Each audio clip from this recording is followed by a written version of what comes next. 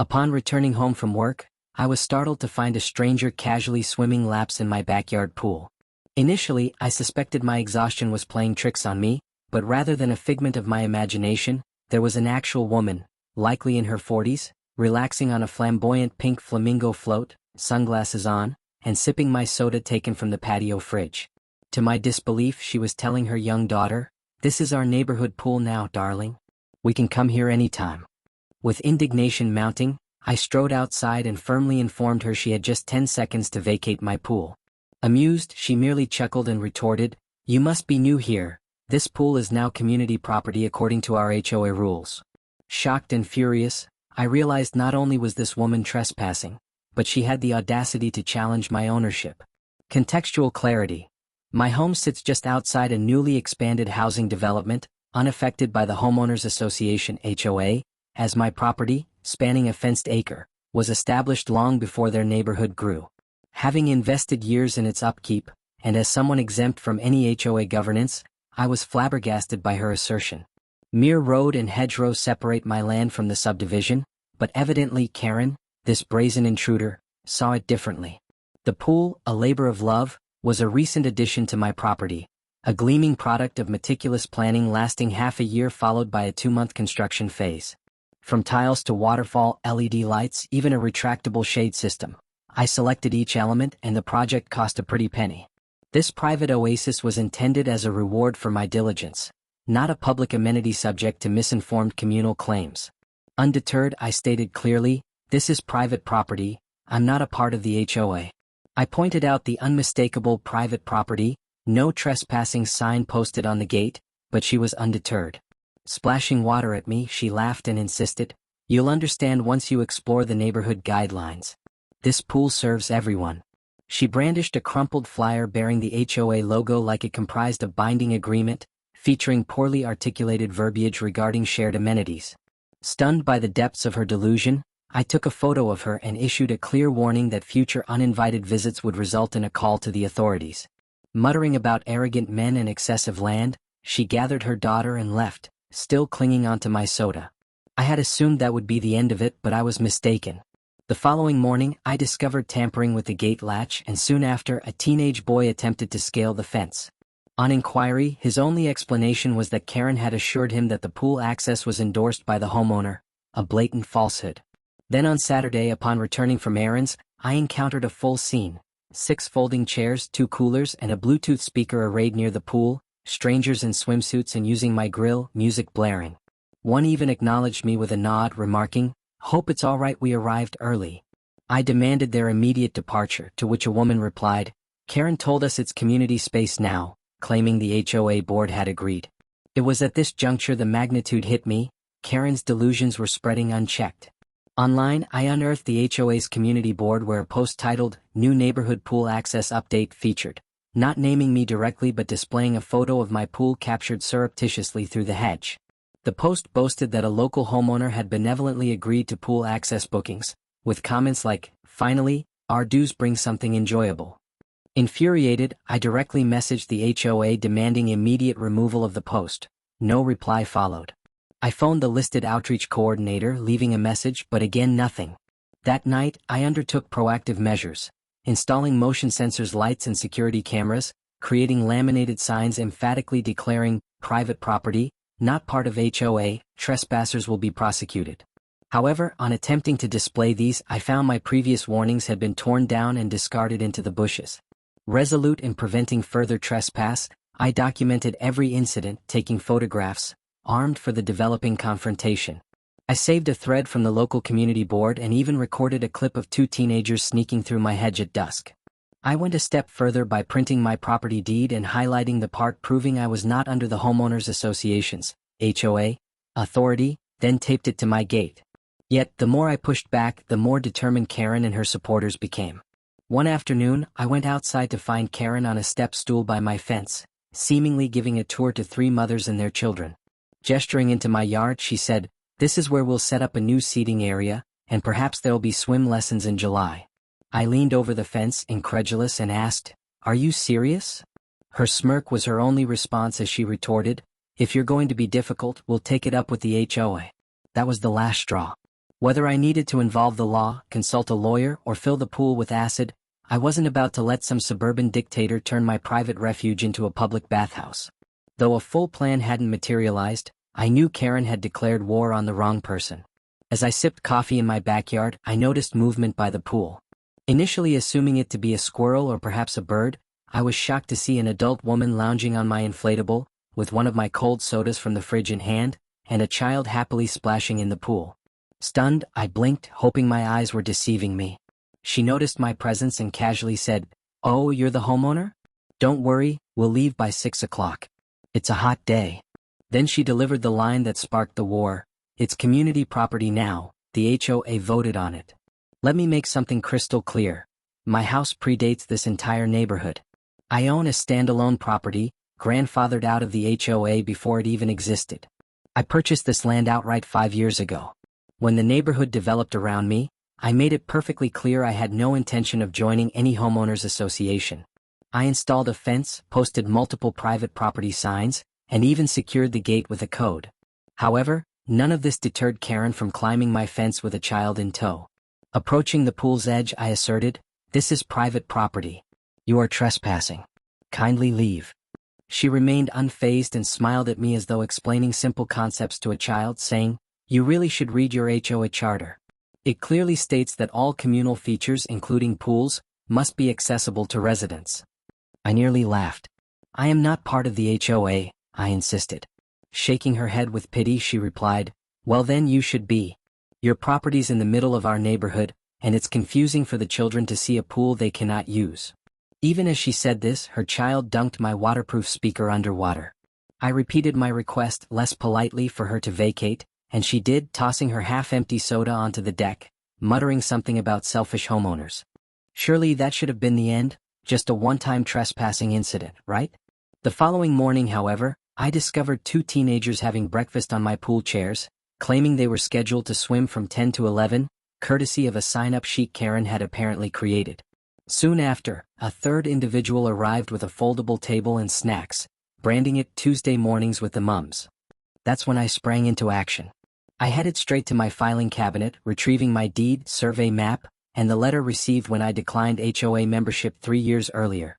For extra assurance, I called the county office, which confirmed everything. My house, my pool, my right to say no to all of this. Armed with printed documents stapled together, I marched to the HOA's temporary office in the nearby clubhouse. There, I met Karen once more, now fully embodying her role as the antagonist with clipboard, sunglasses, and Starbucks in hand. I firmly placed my paperwork on the desk and declared, "This is private land. Your associates are trespassing. If it happens again, I will press charges." Karen barely glanced at the papers before saying, "Next week's vote is already scheduled," she mentioned casually, leaving me puzzled. "What vote?" I queried. Flashing a sweet smile, she clarified, "The vote to incorporate your property into the HOA. Once you're part of our community, we can manage shared resources." I chuckled incredulously. "That's not how property rights function," I retorted. "You'll be surprised," she replied confidently. "Majority rules according to the bylaws." It felt like trying to reason with someone convinced the earth is flat, who also insists on building a runway atop your house. Handing me a leaflet with the swimming pool's opening hours, she gently reminded me to adhere to the schedule to avoid sanctions. Upon returning home, I removed the gate's code panel, installing a new mechanical lock instead. I replaced my private property signs, adding clear warnings, "No HOA access. Trespassers will be prosecuted," and to add a little flair, "Smile, you're on camera." I thought my countermeasures complete, but the following morning brought more surprises. My neighbor, whom I had never met, was partly parked in my driveway. When I requested he move, he replied, "Oh, Karen said we could use the space while the pool's running." I responded, "The pool isn't public. It's not a YMCA." He became defensive, casting me as the antagonist disrupting the neighborhood harmony. That's when it hit me. Karen had been making her rounds, spreading the notion that my property was now a communal area, some sort of neighborhood hub. Over the weekend, my doorbell camera caught a stranger scaling my fence at night, and a group of teenagers used my pool until midnight. Monitoring the scene from my phone while working a night shift left me seething but hesitant to involve the police just yet. It seemed like a situation that could be salvaged with a more formal, public stance. On Sunday, a family set up an entire barbecue on my lawn, Grill, chairs, coolers, the full works, as if it were a public park. When I approached them, they earnestly explained, "Oh, Karen said you were on holiday and that we could use the yard." My response was straightforward, "Does Karen live here?" They looked bemused. "No," they admitted. Then why heed her?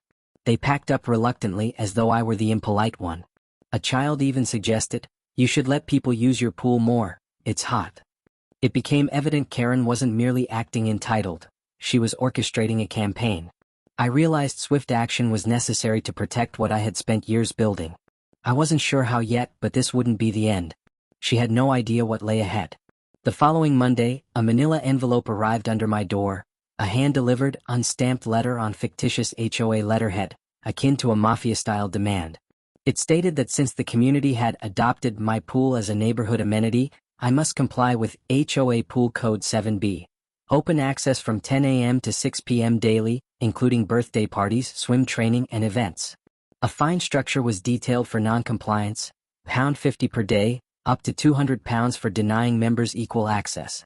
My name was incorrect, signed merely as Karen Acting Chairwoman, with no official seal or board approval, just brazen audacity presented in Comic Sans.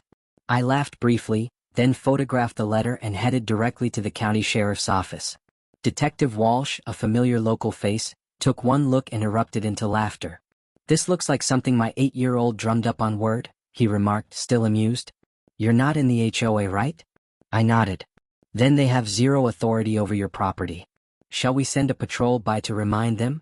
Thus began my culinary defense, with a few industrial pasta cookers. What started as a tongue-in-cheek idea soon transformed into an audacious plan to turn my 40,000-gallon pool into a sea of spaghetti, drenched in tomato sauce, creating a veritable lagoon of culinary chaos. I dubbed it the Spaghetti Tsunami, or more formally, Operation Noodle Lockdown. It may sound absurd, as it was indeed quite mad, but I had surpassed the threshold of sanity. Karen and her delusional followers had transformed my haven into a circus, and reason had long abandoned me. So I embraced chaos. Revenge didn't necessitate illegality, it merely needed to be remarkable.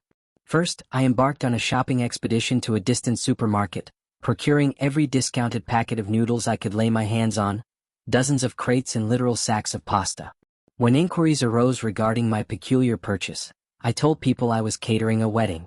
One cashier quizzically asked if the guests were human, and I simply replied, "Mostly." Next came the sauce, over 20 gallons of tomato puree seasoned with garlic, salt, and an ample dose of food coloring to give it an alarmingly radioactive hue, inedible but intimidating enough to dissuade any impulsive swimmers. My friend Brad assisted in rigging a few outdoor propane burners.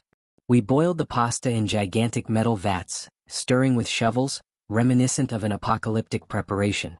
However, instead of canned beans, we were concocting the end times in spaghetti form. This elaborate endeavor took us a day and a half, working tirelessly in shifts. Brad's prank-loving cousin even added plastic eyeballs and Halloween fangs to the mix, aiming for a Lovecraftian meatball aesthetic. At 3 a.m. on Saturday, while the rest of the neighborhood slumbered under their HOA-induced illusions, we commenced our operation. Wheelbarrow after wheelbarrow of pasta was piled into the pool. The noise echoed like a scene from a horror film, slop, splash, plop. By sunrise, the pool had transformed into a boiling red quagmire of spaghetti sludge, resembling a floating pasta cemetery. We stood in silence, observing as steam rose from the surface under the morning sun.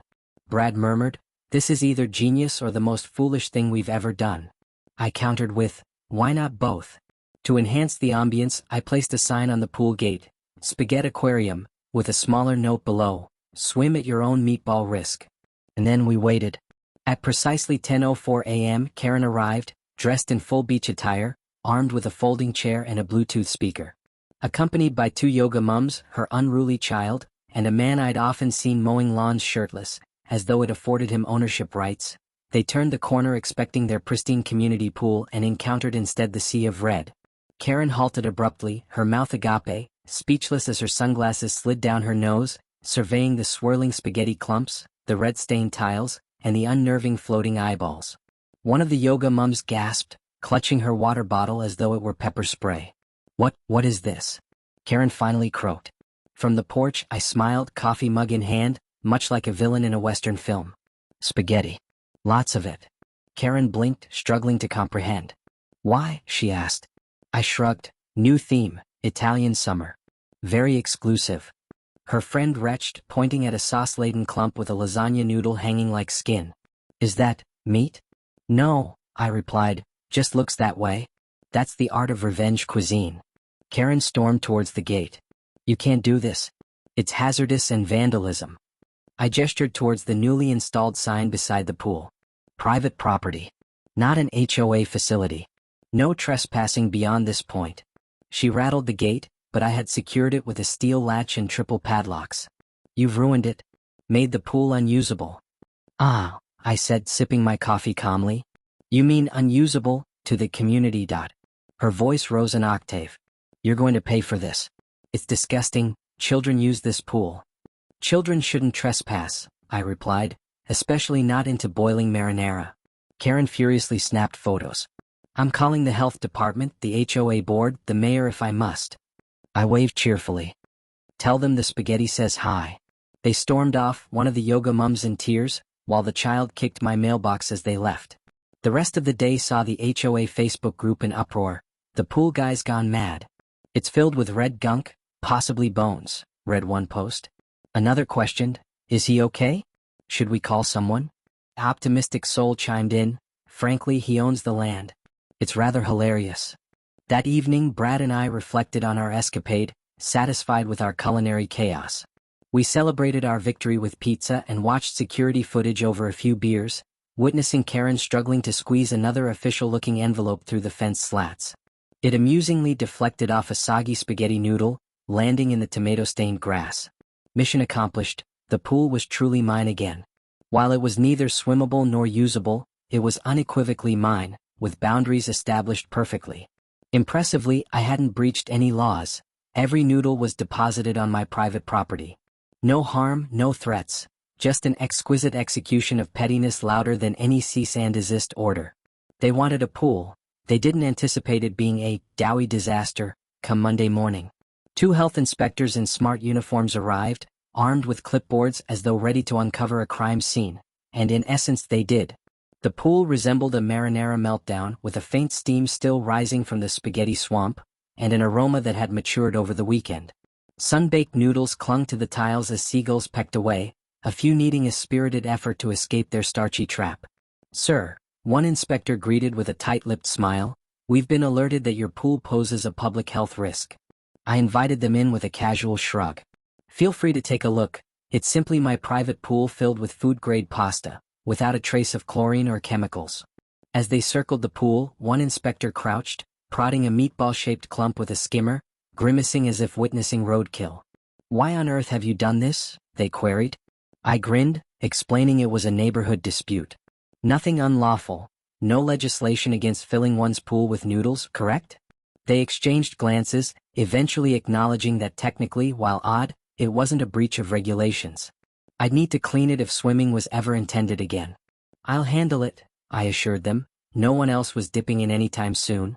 Karen, having trailed them in from the side gate like a surprise guest in a legal drama, waved at the inspectors, proclaiming my endangerment of children, rat infestations, and demanding they order me to close down. The inspector calmly interrupted. This is private property. Your presence here without an invitation constitutes trespassing, to which Karen froze. But this is communal space, she countered. I intervened, producing documentation to prove ownership and a sheriff's report while hinting I could call a lawyer if needed. Defeated, she stormed off, swearing it wasn't over. The health department left without a citation, shifting the tide in my favor.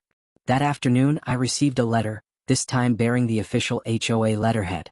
It was not a threat but a formal board statement distancing themselves from Karen's antics. Her actions and statements had led to enough complaints, prompting the organization to formally state, Karen Redacted is not, nor has ever been, an elected HOA board member. Her conduct does not reflect our policies. In essence, she was exerting authority she never possessed, and it had backfired spectacularly. By midweek, the local paper covered the debacle, initially as a snippet in the community news. Local dispute escalates, pool filled with spaghetti in protest. The editor, intrigued, dispatched a photographer who captured a striking image from my rooftop. Steaming spaghetti, drifting plastic eyeballs, and the bold sign proclaiming, Spaghetti Aquarium. Within 48 hours, I was on local radio confirming the story's authenticity and joking, "It's all real, bring your forks for a taste." The saga went viral. Twitter buzzed with memes, one depicting Karen floating in a meatball, "Don't tread on my noodles." An imaginative individual even turned it into a game named Pasta Defense Star. Meanwhile, Karen's frustration grew. She called an emergency neighborhood meeting on her driveway, vehemently blaming a corrupt HOA and accusing me of, in the process of exploiting the system, her vision of unity was completely undermined. When the meeting finally occurred, only 3 individuals attended, and one was merely there for the donuts. The final straw came when the Homeowners Association (HOA) board received numerous complaints not just from me, but from other neighbors whom Karen had deceived.